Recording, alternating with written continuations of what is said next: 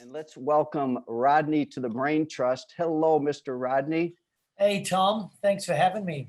It's great to And see some familiar faces too on that board. It's great. absolutely. And so this is your brand. Yeah. And I think we can pretty much just see by this visual. I've already mentioned you're from New York City. Yep. You're actually not from New York City. You are from Australia, correct? Australia, from Melbourne, Australia. Came here in '93. So it's been a long journey, an unexpected one because I was backpacking. So I think my mother's still expecting me to come home, but I'm pretty stuck now. Well, I have too many short stories with you for the time that we have allotted. And sometimes stories are great amongst friends, but not relevant to other people. But I do think some of the stories are relevant for this group. How we met, I think, is really interesting. So I was co-owner of Jute, and you owned your Cutler salons in New York. And we did what's called a talent trade. You came in and helped Jute establish a creative team, did a fantastic job, helped to create the creative team, did photo shoots, did a show. And then the trade was I helped you as an advisor in your business. So these were two owners working together. It was a really cool way to get to know each other. Remember those days? Absolutely. Yeah, no. And well, we're still in business. So thank you. It obviously helped. And it's funny, I was on the phone this morning with David Adams, who's a world-class colorist. And I think there needs to be more of that. Sam Bricado, who I listened to on your round table, he came by the other day. He's waving in the salon. How you doing? I was cutting hair. So we as an industry, we need to do more of it. We need to be friends, supporters. Obviously, we're competitive, but I think we need to support each other more. And it was an amazing opportunity doing that for you. Excellent. And we've stayed friends through the years. You and I actually, you had some really awesome clients, including some celebrity clients. And I reminded you that you and I actually, on your impetus, we actually did a pitch with Rachel Ray and her team about doing a product line. And so and then you also indulged me with my art by hanging some of my art in your Soho salon. So we got all sorts of stuff, but we're going to save that amongst friends and make sure we keep this relevant with the group. So, you know, the first thing I want to do is just give people just a little bit of a grounding on you, and I'll kind of give a little information. So you have 4 locations in New York. You have Soho, Tribeca, you have Brooklyn, you have Uptown. Yep, 50th Street. Yep. And I was thinking about that last night, and I'm thinking, man, that's pretty daunting to have locations in those places. And you know, I don't want to say you make it easy, but I don't know how you do it. I mean, have location in those different places and to be able to stay relevant for as long as you have, and you're just as relevant as ever. So I want to give you a big shout out. Number of team members, how many on your team approximately? It's about 110. Yeah. 110 spread out. So some of the things we talked about was staying relevant and you talk about your 4 different things. They all start with C. You want to start with that? Yeah, well, so just going back a step. So when I went down that entrepreneurial journey, I was always blown away I came from Bumble and Bumble. So just to give you, I came from Australia in '93. I worked at Bumble, worked on the education program with Nick Arojo and myself. Was there for 5 years, an amazing experience, ventured out to do our own thing. Had no idea. Like I was not a kid who was raised to be like, you're going to own your own business. I didn't think I could. I sort of have always walked through one door and then into the next door, sometimes not knowing. I'm not a great planner. I know you'll kill me for that, Tom, because you're so good at that. But I do like to take calculated risks. So it wasn't even about opening 4 salons. It's when opportunities arise and it feels right, we'll do it. Do we need to open 10? I don't care. I'd rather have 4 great salons than 10 average ones. So we tend to do things a little bit impulsive. It has worked for us. The relevance is probably my most surprising thing. I was very impressed the way Bumble 30 years in was still relevant when I was there. So that was a real a challenge for me. I didn't want to make it about myself. I wanted to be a brand, and everyone thinks it's really easy to brand. It does take years. You get it right, you get it wrong. It moves, it shifts. It's constantly evolving. You have your peaks and valleys. Fortunately, we've stayed the course, and I am really proud that we are still relevant. One of the things that I felt we did well early was we knew that if we had to compete in New York City, we had to have media presence. How do we do that? The magazine world had flipped. Everybody on the covers now, this is a long time ago, was celebrities. Before that was supermodels. The first conversation we'd pick up the phone and be like, the editor would say, who do you do? I'm like, we don't have any celebrities. Click. So I said, okay, let's become an authority in fashion. Reason why, it's not who we do, it's what we do. Every year, there'll be 2 new stories creatively. It will inspire staff to want to come and work with us, to be a part of the fashion world. And at that time, Fashion Week it was going through a little bit of a lull. I'm proud to say, I think we've become an authority in fashion. We still do, except for this season, of course, 20 to 30 shows a season.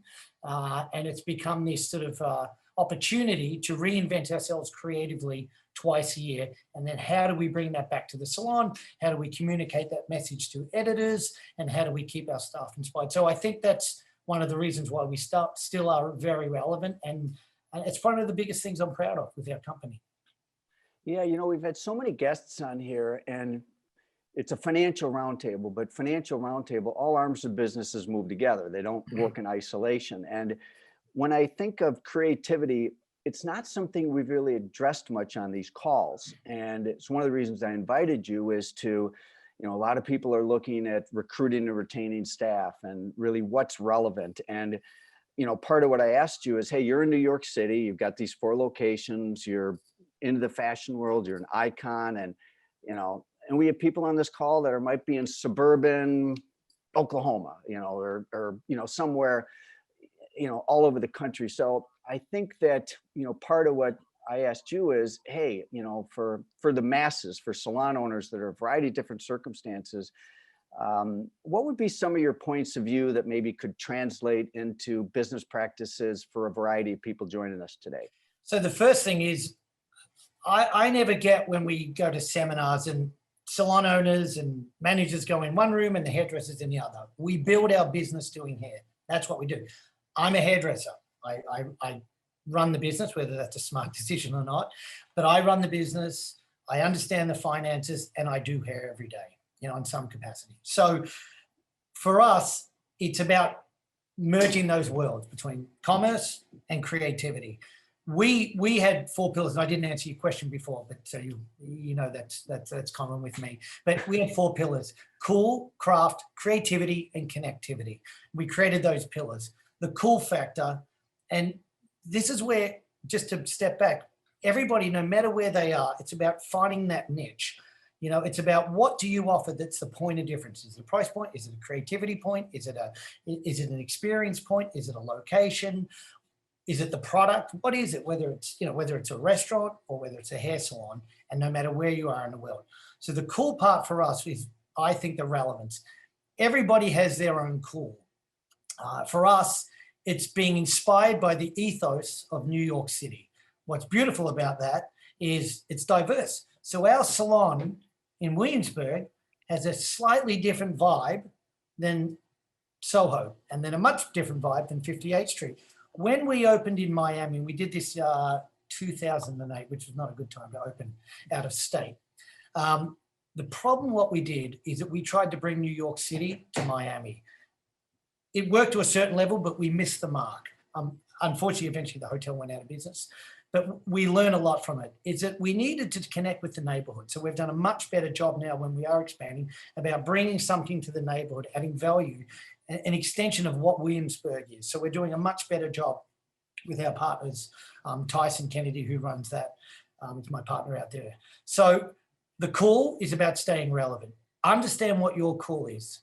Our client, let's just, you know, for hypothetical, our client in Brooklyn may want a trend that it's ahead of the curve. When it's in a magazine, they're kind of done. They've moved on. So most clients want to be fashionable and trend related, but that also has to meet their sort of comfort level. So our clientele uptown may need to become a little bit more commercial, a little bit more watered down to sort of speak to that. So, and I think that's a really important message, and especially with our staff at the chair, understanding who their demographic is and where they sit in the spectrum of cool, because everyone has their own interpretation of that.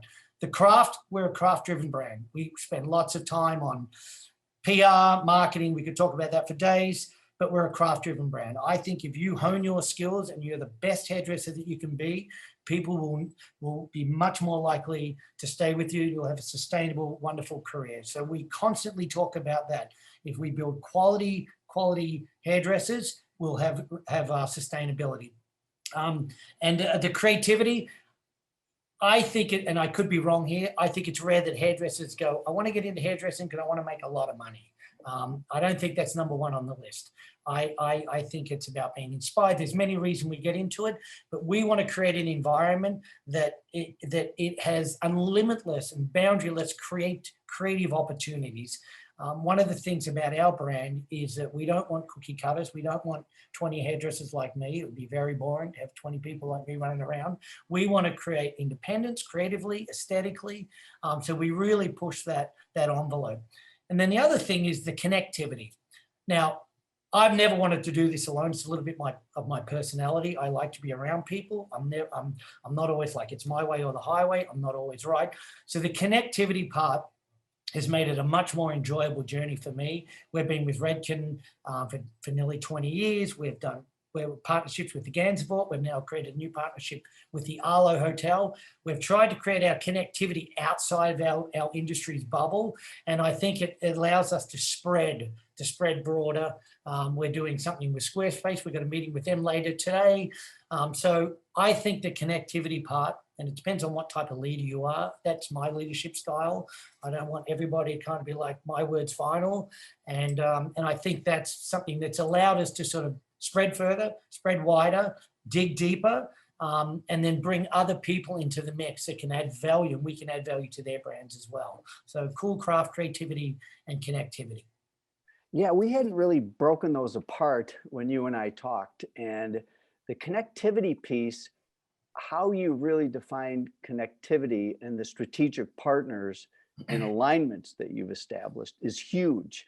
And I see that whether you were in Fort Collins or whether you're in, the Black Hills of South Dakota, we have people on the call from both, or whether you're from wherever, it seems to me there's a huge opportunity for this connectivity. I want to stay with that a little bit longer, then I want to come to staff. So just to be clear, all right, you mentioned your product line, but then you also mentioned like Squarespace, and talk about these partnerships just a little bit more, and maybe it might stimulate some of those out there that really want to spread their reach with neighboring businesses, but either haven't taken the action, don't even know where to start, or whatever. Well, first of all, it's the reason I'm here today is because we created that path ourselves, right? So that's connectivity many, many years ago.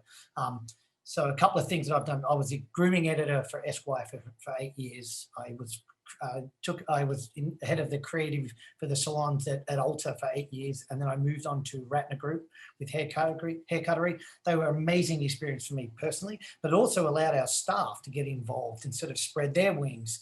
So I think, and like I said, with Redken, so it's allowed all these moving parts and to spread broader.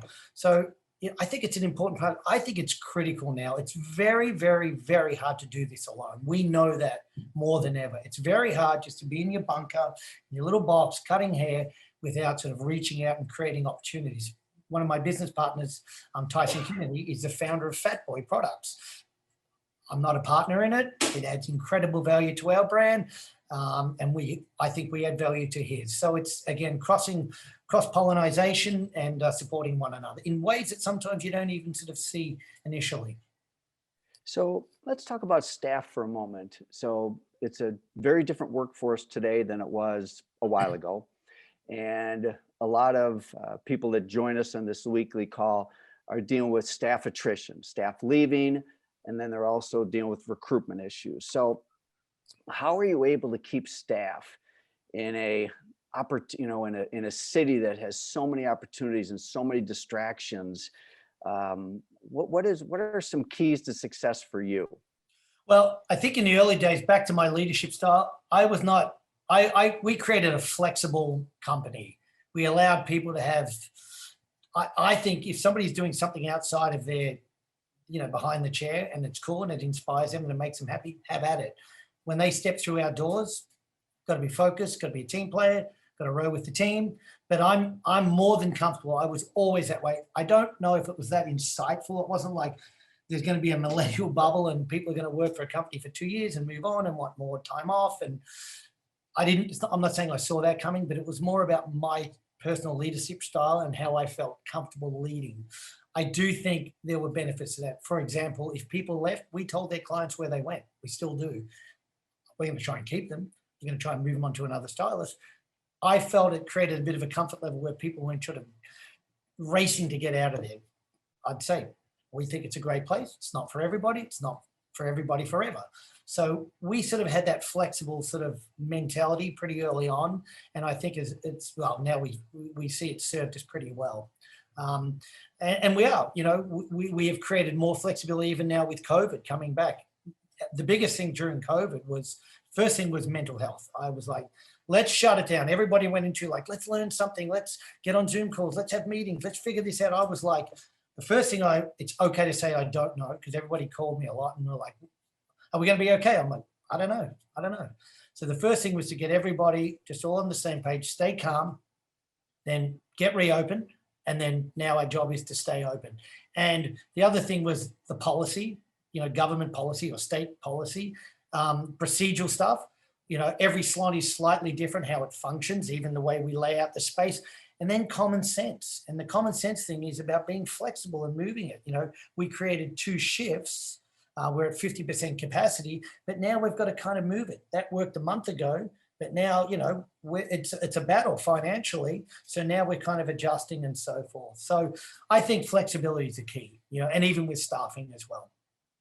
One last thing, I don't think staff wake up and go, oh, how can I make Rodney Cutler rich? So it needs to be a 2-way street, and you need to be honest, when it's not working, people need to dig in and I think there needs to be transparency about that and understand, people they dream big, these kids. It's awesome, Let's move over to financial practices for a moment. And you're pretty humble about a lot of these things, and you're a little bit self-deprecating, but you're no one's fool here. I mean, you've created an amazing business, and you have great financial practices that work for you, including practices that I teach and endorse that you also do, like certain things that you do like on a weekly basis. So why don't you go through some of your financial practices that have worked for you? And you did share with me some of your schedules, and you shared them with me almost like tentatively, this might be in a format, whatever, but what really matters is what works for you. You've got these financial disciplines, otherwise you wouldn't be here. So what are some of your financial practices and disciplines? Well, I think the big one is we break it down weekly. So when I first started the business, my biggest fear was managing smart people, right? I'm like, I'm not smart enough to manage smart people. I've now realized that managing smart people is the easiest. They're the easiest to manage. And also having full disclosure. I'm totally comfortable sharing with the staff all the information that we have about how the business runs. If they understand it, they're more likely to be supportive of our financial challenges or our financial victories and wins. One of the early lessons I had was in the first month in business, I was like, money coming in, no rent, first month's rent's paid, Con Ed hasn't called for their payment yet, sales tax, credit card fees, blah, blah, blah. At the end of the month, I'm like, oh my God, I am going to be really rich really fast. And then boom, boom, boom, boom. And I was like freaked out by literally, what's the national average? Is it 5%? Whatever it is. So I was completely freaked out by that. I'm like, I cannot live in that space and that uncertainty. So I said to our bookkeeper, I need something weekly. So we actually break it down weekly. So we break the rent down on 4 weeks a month, 48 weeks, and we break down our bills and we accrue it. We don't put it into different accounts, but we accrue it. So I know we do our bills on Fridays. I know on Thursday night, I'm like, I already know the conversation. I'm already tracking it. I know where we're at. I know what bills are coming in. And then my weird little forced savings, there's 4 weeks a year, sometimes 5, that there's 4 weeks where it's all paid for, and that's saving. So that's my little weird hairdresser way of running my own business, and it works for me. And I've had people come in who are much smarter than me, like, this is strange, I don't know. And then they're like, oh, I get it. So to your point, I think the key is just, you have to understand it and you have to find a path that suits you and your, abilities or inabilities. So it works for me. And on that, just to go dig a little deeper, we break down we have our fixed costs. So our Qnity, our healthcare costs, and I'll ramp it up a little bit and we'll put a little higher. So at the end of the month, there's a little returns. Sometimes we don't know what content it's going to be. So I have all the fixed costs. The only things I don't know, obviously, is the commissions, because that's variable, but I try to sort of understand the fixed costs. So we can work at that. It's hard with a hair salon to know what your commissions are going to be and also to budget on that. But at least we know our fixed costs and what our minimum bar is or what we have to generate revenue-wise. Yeah, this is amazing. Really, really good stuff. And for those of you that are in our Plan for Profit curriculum, go to the module. We have a whole module called Week In, Week Out, weekly practices. Michelle, what module is that in? Do you remember? I think it's in module number 3 in our curriculum, Week In, Week Out. And I love I love a lot of what you're saying here. And I love this, your 4-week cushion type thing. Yeah, you're right. I mean, each month has 4.3 weeks. But what you do is you use that as a forced cushion method for you. That's unique. And I haven't actually heard that one before. It's pretty cool. Well, it's like, when your parents say, save, save, save, and you never do. And then I'm forced to do that. There are 4 weeks where there's no rent or no Con Ed. So those fixed costs, so it actually forces. I also think just in the times we're in now, my biggest fear and challenges are the unpredictability. And even what we're seeing now, through COVID is it's predictable. There's a lot of things that are predictable in our business. I look at how many clients are coming in, how many are not coming in. Brooklyn, and this gives me a little bit of hope. When I speak to the staff, I'm a little bit of a cheerleader by nature, and they're kind of like, all right, stop with the cheerleading, give me the facts. But like our Brooklyn salon, people are less likely to come in Manhattan. They're staying local. We've done an outreach program and ads on Instagram. We're getting a nice return. Where those clients were more likely to try salons in Manhattan, they're working from home, they're staying in the neighborhood, and we're only down 9%. Soho, we're down 29%. So at Soho, we're still down 40% in October. And Uptown, it got hit really hard. Why? There were more people who had weekend homes for the logical reason, Hamptons, etc. So it's predictable. And I say to the staff, I said, the good thing is we are building, it's getting busier every week. And but we can see the landscape. So I feel good about the future. One of the things I also like to get into, and we really didn't discuss this, is mindset. You talked about you're a guy that likes predictability in an unpredictable world. And how do you keep your mindset strong and secure during a lot of volatility? You were there during 9/11. I mean, you've seen a lot of different things through the years. And how do you keep your mindset intact? Yeah, I mean, well, first of all, I think one of my weaknesses as a leader, I'm better under stress.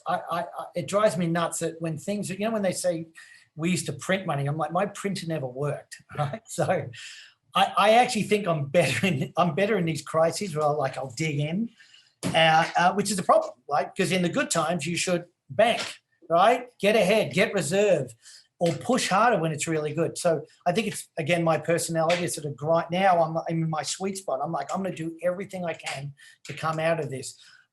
I played football semi-professionally, so my athletic career had a lot to do. I've done a bunch of Ironman. I still run marathons and that. So I think those things have sort of helped me in sort of staying the course. Because I think this, when there's some of the people, you've had Van and Ray and Sam, just pioneers, but also they've just stayed the course. So I think this is about the long game, Yeah, boy, tons of wisdom here. Let me see what else I have for you. I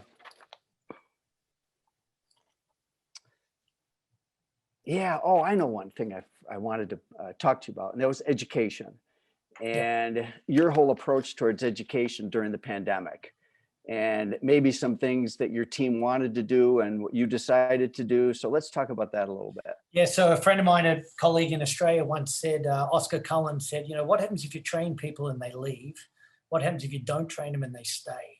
So think about that. So it has been the absolute commitment. It's not negotiable. Some of our managers worried about the business, worried about survival.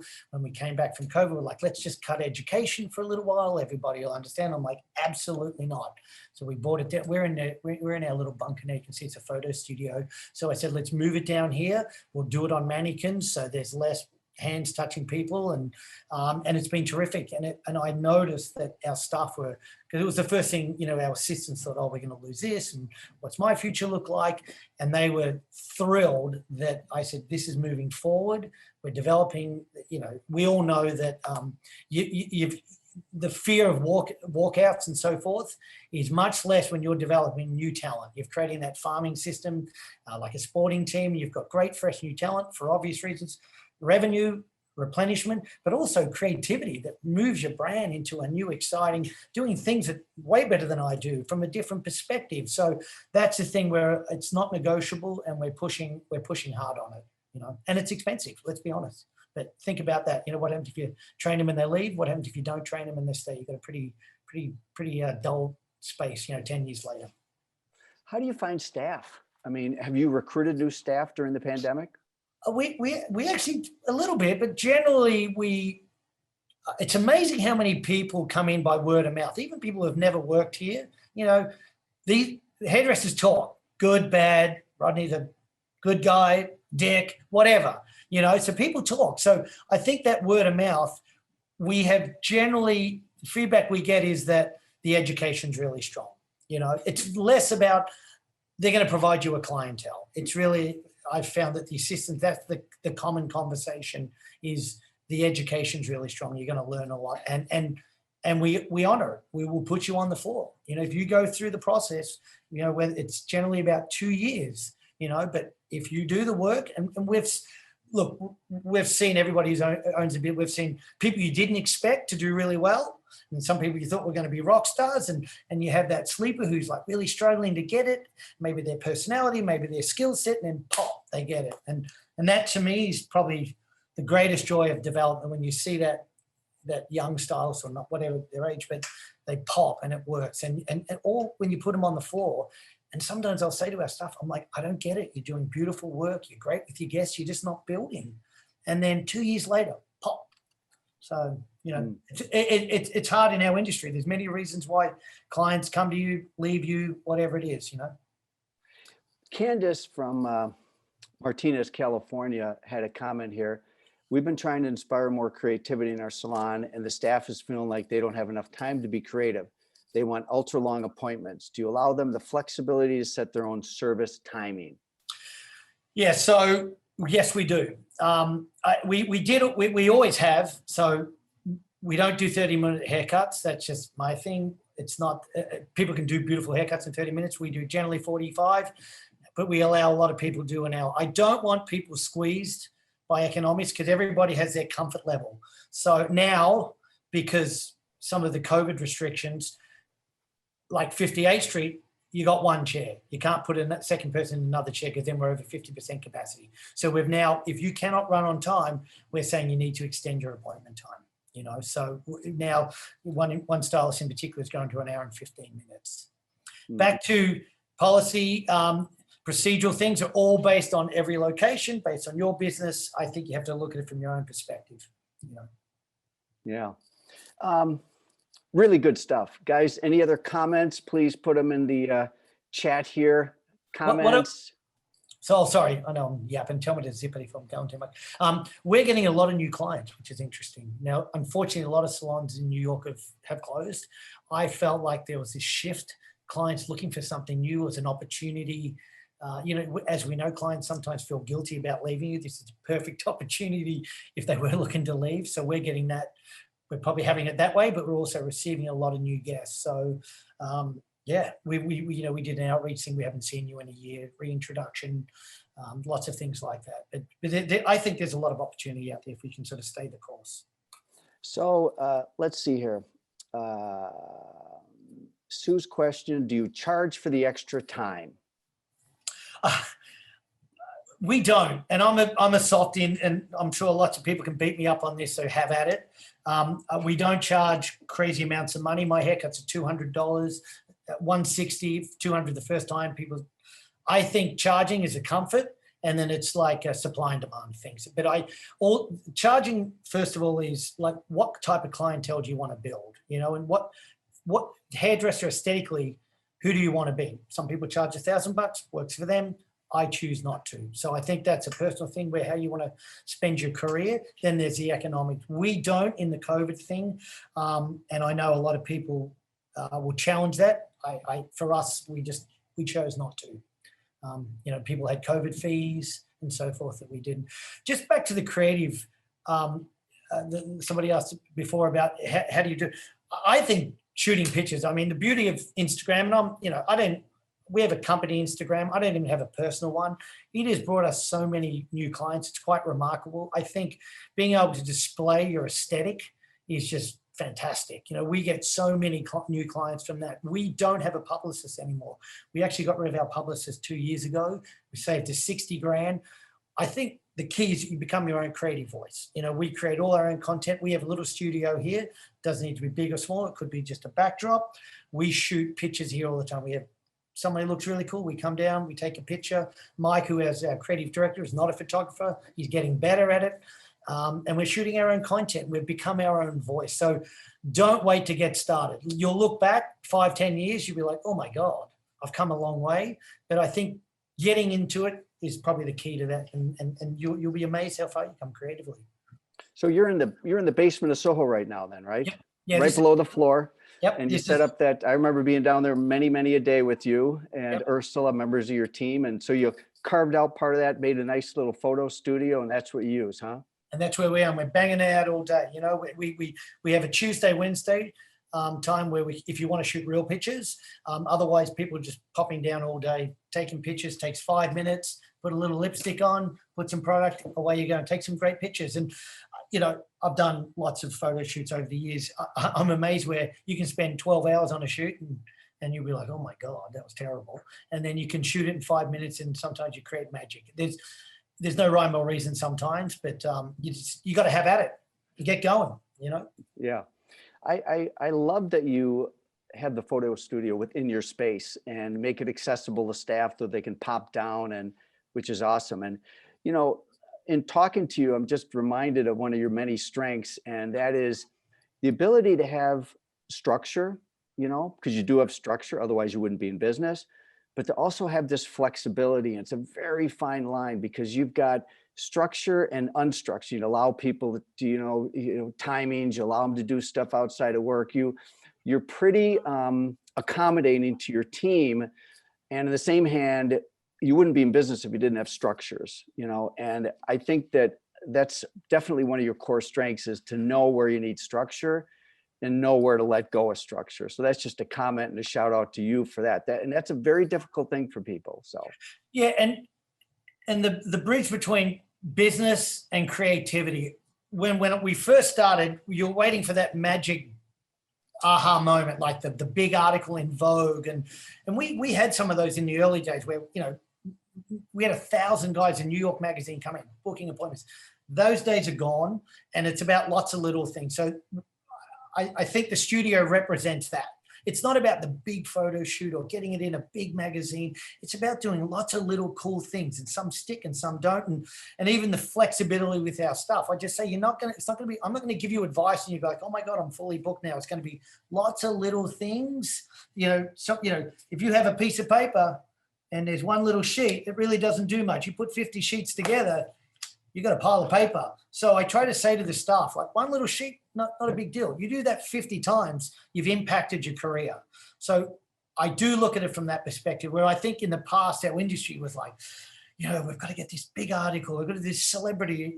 I don't think it's like that. Thank God. I think this is this is much more tangible for everybody, you know? What's your, Sue, also from Fort Collins again, what's your Instagram? I'm sure it's pretty easy to Cutler find. Salon. Cutler Salon. Yeah. All right. And I'm a disaster. And this is, it's funny, I gave a talk on Digital Australia, and I'm like, my whole message was like, I'm a disaster, and even we can do it. And I'm in the lead. So it's just surrounded, like all of our staff have their own of their own platform, and we pull from that. I think we're doing a really nice job. I think it's creatively diverse and interesting. It's never perfect. Everyone still complains, but I think we're doing a nice job in storytelling. And you talk about this in your business strategy, which is visualization, or learning through. I think that's what's key. Like, what better way to be able to showcase your aesthetic, your beauty aesthetic? You know, back to how I started today, we build our business doing hair. So let's share that. Steve Reese, love the common sense approach. Lots of little things all add up. Absolutely. Your friend Sam Baccato just weighed in here. Great info, Rodney. You're the best neighbor and a great inspiration. How about that? You gave me a thumb the other day when I was cutting hair. It was great. Well, that's right. You guys are, you're on West Broadway. He's like right around the corner and down the street. I remember walking that path many times. Yeah. He's always on a bike. He's always running around town. He's a fit dude. It's good. Well, you're a fit dude too. And I can't believe your twins are now 6'1" and off doing all these cool things. I remember they were just tiny little things, just like you remember when Erin and I came when she was 13 in New York City, and you set us up with 17 magazine. How cool is that? So yeah, that's good. It's a great journey, right? Yeah. And you know, well, and I think too, just to, you know, people who say, you know, like, there's so many doors I didn't know even existed. If you'd said to me in Australia, like, oh, you're going to do this, I didn't even know these existed. I think taking chances, you know, more than ever, like, take a chance. You know, we're looking at LA, we're looking at London. Are we going to do it? We'll see if it makes sense. But walking through one door, sometimes you don't know the second door behind it until you walk through. And a little bit of my nature, but I think I love that. I love that about our industry, that it's boundaryless. But you got to push through. You got to do. I do stuff all the time for free and just to create relationships or an opportunity. Sometimes it's a complete waste of time. But for me, it's worked. You know. I think those are really great closing words by you. I love it. A great way to end. Here is the $1 million light bulb. We want to award you for this. So thank you for being our guest contributor today. If we could all give Rodney a virtual applause, bravo.